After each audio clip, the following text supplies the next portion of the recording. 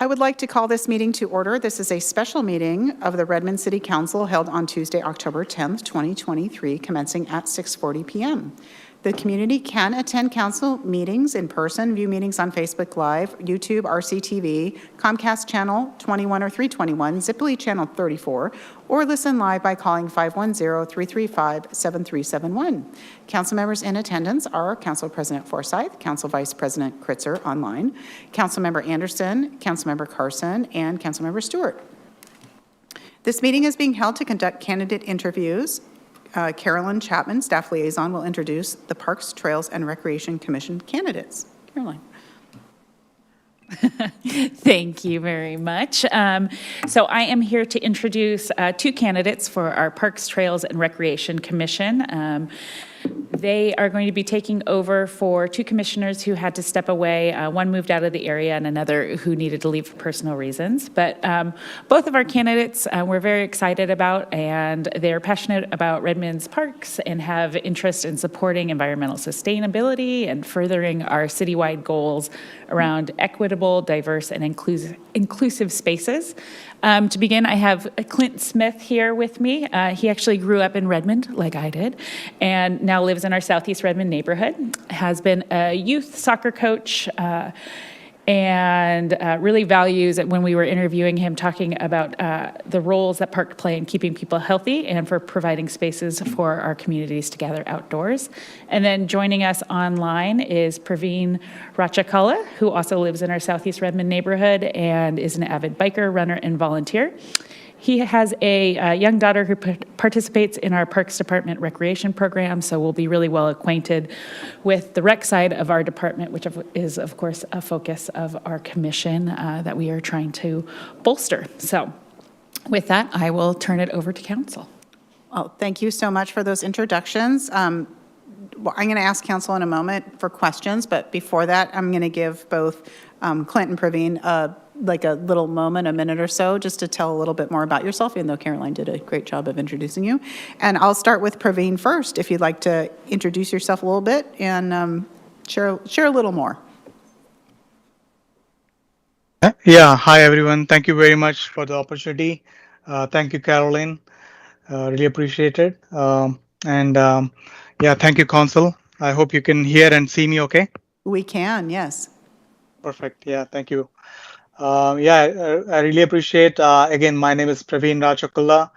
I've been Redmond resident for more than 16 years, and I love Redmond. I'm a big fan of all the Redmond parks, trails, and all the recreation activities. Professionally, I'm a product manager. Recently, I was with T-Mobile, and now I'm with Nike. Why I want to join this council is definitely I've been in the Redmond city for so long, and I want to give it back with whatever contributions I could do and support the council. So that's one of the big reasons. And that's me. I have my wife is with Microsoft. I have a daughter who is 11-year-old, and she has been a big fan of recreational activities, summer activities, which Redmond government,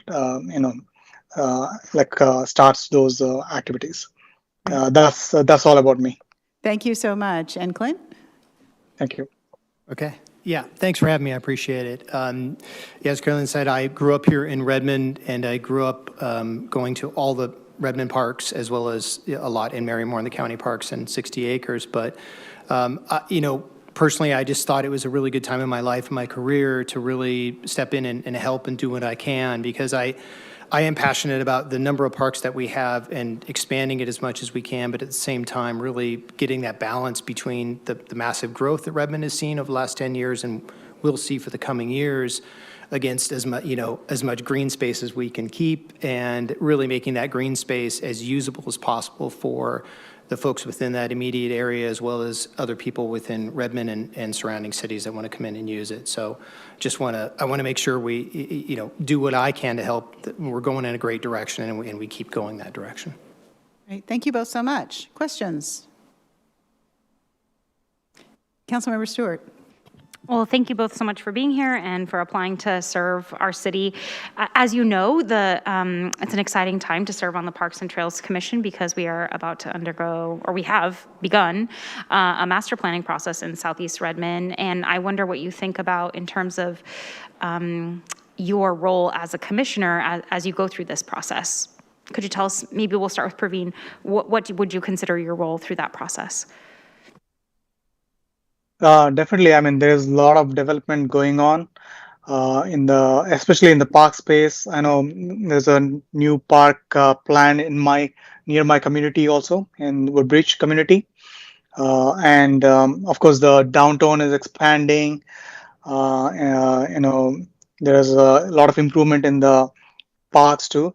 My main focus, I think, would be, have that sustainability, like using sustainable resources in all these parks, because that's the future. We want to have as less waste as possible, which could be recycled, more sustainable resources. I think that would be number one.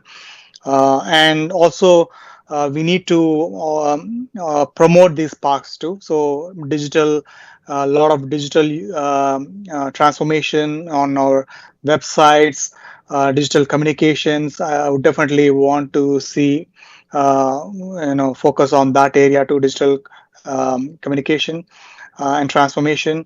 And third one is, I would say, is inclusion of like youngsters, and bring in the diversity into like all these parks and recreation areas.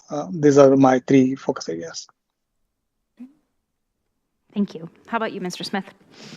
Thank you. Yeah, I think for Southeast Redmond specifically, I live in that neighborhood, and as we talked about, to me, it's really important it's such a great open green space right now, and it'd be great to keep as much of that as possible, but clearly the park needs some amenities and some things to really help the neighborhood to utilize it as much as possible. And I think that's a good, as my understanding, that we very rarely start with a clean slate when it comes to parks, right? So it's a really good opportunity to do that from the start, to get the neighborhood's input as much as possible, which doesn't happen very often because you don't have a piece of empty land to work with. So the first step was great in getting the neighborhood to come in, and kids and adult alike saying what they would like to see here, because let's face it, there's tons of kids there that will spend a lot of time every day in that park, as well as adults using it for recreation, and elderly adults in that neighborhood too that will walk around it like they do today. So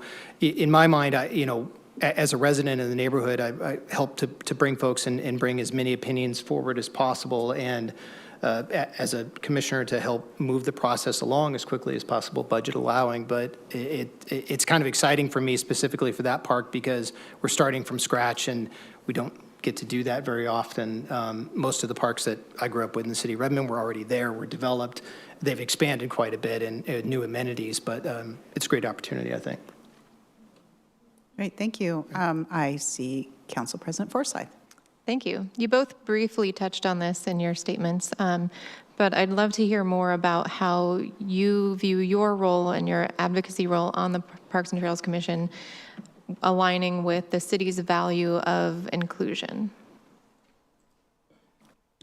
Clint, do you want to start? Sure. Yeah, it's a good question. I think most of my career was really based on cross-functional collaboration within an organization, bringing the various groups within an organization as well as the outside resources together to come to a mutual understanding on a contract, for example, with terms and conditions or pricing or whatever it happens to be, or a project to move it forward. And I see the Parks Commission as very similar to that, right? Bringing all the resources, bringing the architects and everybody else that can develop a park together with the people that are going to be using it. That's a big job. It's a big chore. So I think my experience and my background can really help to do that. And by doing that, by bringing as many people in as possible throughout the entire process, I think that's inclusion, and always strive for that as much as possible. Thank you. Praveen, do you want to answer? Yeah, thank you, Consul. So I think definitely, I've been in the technology sector where there is, always like diversity, inclusion. And one of the great things I learned is it's how you actually promote the diversity and inclusion. And the I learned a good thing from T-Mobile is like including in the media, in your on the websites, on the photographs, on your magazines, show that diversity or inclusion. Like maybe have pictures of different communities together, so that will actually show that you are actually working towards that diversity and inclusion. So I think its big thing is that communication is very important, whether you are doing it or not. The main thing is that communication and gaining the trust from all the diverse population is important. So that means using the media, using more communications, and reflecting that diversity is important. That's what I think. Thank you. Thank Thank you, you. Council. Council Vice President? Well, thank you both so much for volunteering to do this service for our community. It makes a huge difference. And I'm just curious. I know you mentioned, Praveen, about your daughter, and I think I have two kids and think a lot about what infrastructure we need to be able to support great Parks and Rec for families, and what types of programming. So, we'd love to hear from both of you. Your thoughts in terms of kind of our greatest needs, especially with focus on families, but also can answer other needs that we have as well. Yeah, sure. I can take that, Consul Vanessa. So, yeah, my daughter was a big fan. Like she was in soccer classes, then baking classes, and swimming and all those activities from the Redmond side. And I think definitely the like youth programs. A lot of YMCA's actually they cover a lot of youth programs. So and I mean there's a lot of opportunity actually we can bring such kind of youth programs in the like the community centers, as well as in the parks, promoting any like new games, like maybe like pickleball, or or maybe like small games, to actually bring youth into the those parks, and get more involved in these activities, as well as in trails, like doing some treasure hunt, that kind of activities in the trails, and also other recreation activities, like maybe doing a botanical tour. There's a lot of nature and environment in these parks, a lot of birds. So organizing those kind of tours, like birds or plants, that kind of also would actually bring forth youth into explore these areas, because nowadays all are getting stuck to video games, screen time. So I think it's very important we promote these kind of activities, especially in summer, so that we get more momentum from the community to be participative in these areas. Vanessa. Thank you. Oh, Clint, you want to? Sure. Yeah. I mean, I would agree that as Praveen said, promoting as many children's activities and kids camps as possible is a great thing for the community, for the city. I also think it's what the city seems like the pattern has been when new sports fields are created, for example, make them multi-use sports fields, right? Make sure that there's lines for lacrosse, for soccer, for a lot of other sports that can use it. To make sure that we can utilize those facilities for as many different activities as possible, as well as I know that certain parks have done a really good job is that, there's children's playgrounds next to sports fields, so that if parents have a kid that's in soccer or lacrosse or something, but also has a little one that needs to get out some energy on the playground right next to it, that's nice because they're right next to each other and they don't have to go somewhere else or have them watch their other kid or something. So I think planning and that sort of thing and thinking ahead about what the community is going to need and how they're going to use that facility is important. And then in my mind, I know it's something small, but it's little things. As somebody who coached youth soccer in a lot of really bad weather, shelters next to soccer fields so that, parents and coaches and players can stay out of the rain somewhat is always a good thing. It's always welcome. And I know it's a small thing, but sometimes those little things, when it comes to people participating in sports in the winter, for example, makes a difference. Also really good outdoor gear. Yes, rain gear is critical for Critical. sure. Yes. Councilmember Carson, I think you'll be our last questions. I just have a quick one, like 30 seconds each. So what's your favorite park and why? Go ahead, Clint. Go ahead.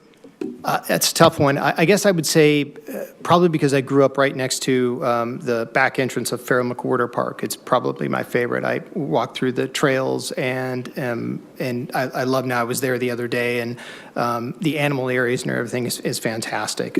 So I really like Farrell McWhorter Park. Great, thank you. Praveen? Yeah, I was actually reading through some articles and everything. Like I was surprised that Redmond has like 47 parks, and I haven't explored all of the parks, but it's very surprising to see that we have so many parks. That's really amazing.